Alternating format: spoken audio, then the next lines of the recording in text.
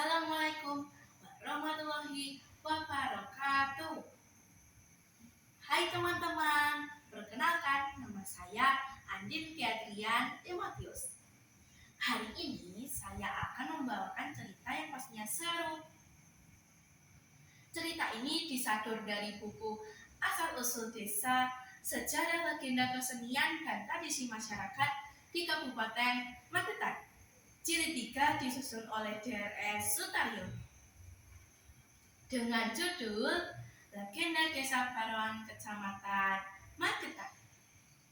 Dahulu kala, saat layah Baron masih berupa hutan belantara, datanglah rombongan yang sedang mencari tempat bermukim.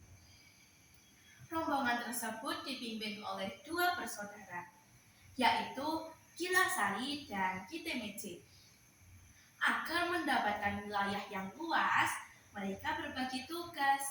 Kilasari bersama sebagian pengikutnya menebang pohon di sisi selatan, sedangkan adiknya Kitemece membabat hutan di sisi utara.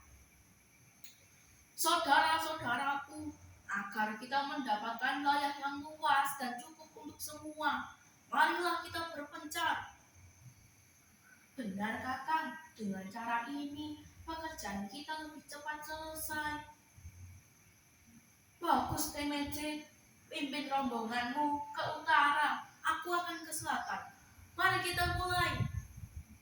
Mereka bekerja siang dan malam tanpa kenal lelah, sehingga Kilasari tak sempat bertemu dengan Kitemece. Hingga suatu hari, saat pekerjaan sedang menumpuk, Kilasari melihat pengikutnya berbondong-bondong ke sisi utara.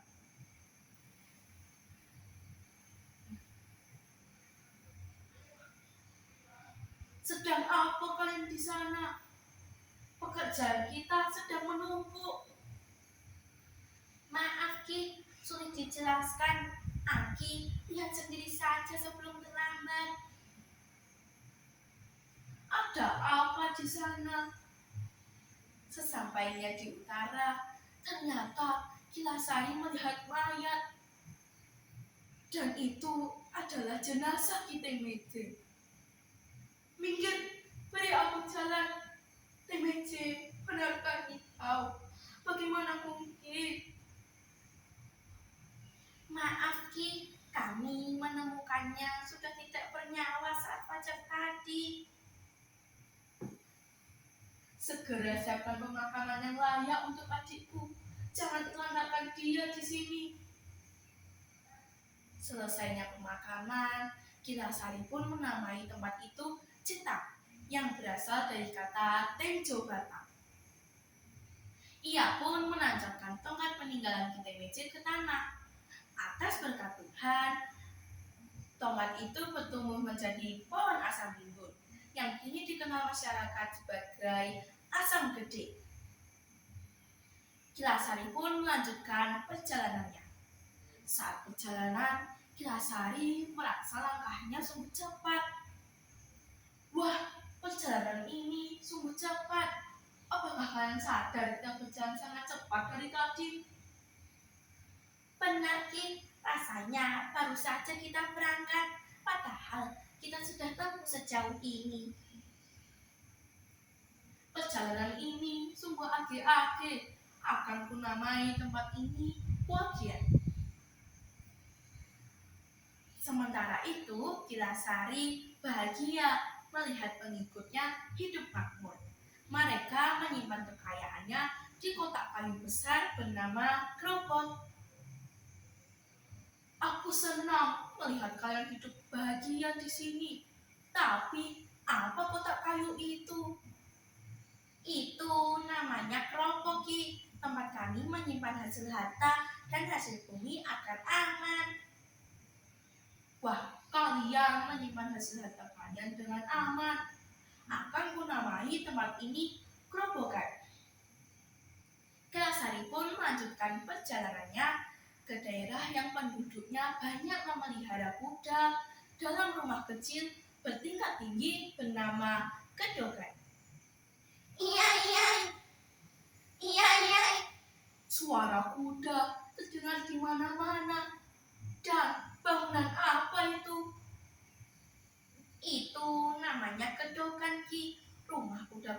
kami agar aman. Kalian memelihara kuda itu sangat baik. Berasal dari kata gedogan, tempat ini kunamai bedokan. Kembalinya ke tempat semula, Kilasari pun melanjutkan perjalanannya. Ia menemukan dua kesimpulan, yaitu Bejo dan Apes. Bejo karena pengikutnya hidup makmur, dan Apes karena adiknya telah tiada. Ia pun menamai tempat tinggalnya Capes. Di sana terdapat gelombang gede, kolam luas, tempat Kilasari dan pengikutnya berwudu. Pada tahun 1968, nama Capes diganti menjadi Kerajaan melalui Rembuk Desa. Nah, kata Harun sendiri terlahir pada tahun 1905. Awalnya wilayah ini terbagi menjadi dua kelurahan, yaitu Grobogan dan Kwagean. Karena kekurangan lahan sawah, pemerintah menggabungkan keduanya menjadi satu dengan nama Baron, yang dalam bahasa Jawa berarti karo-karone didadekake siji karepen jembar. Nah, teman-teman semua, nilai kerja keras dalam kisah ini adalah Kilasari, TMJ, dan para pengikutnya bekerja siang dan malam tanpa henti untuk menunjukkan bahwa membangun masa depan yang lebih baik membutuhkan dedikasi, ketekunan, dan kerjasama. Terima kasih sudah mendengarkan cerita saya. Wassalamualaikum warahmatullahi wabarakatuh.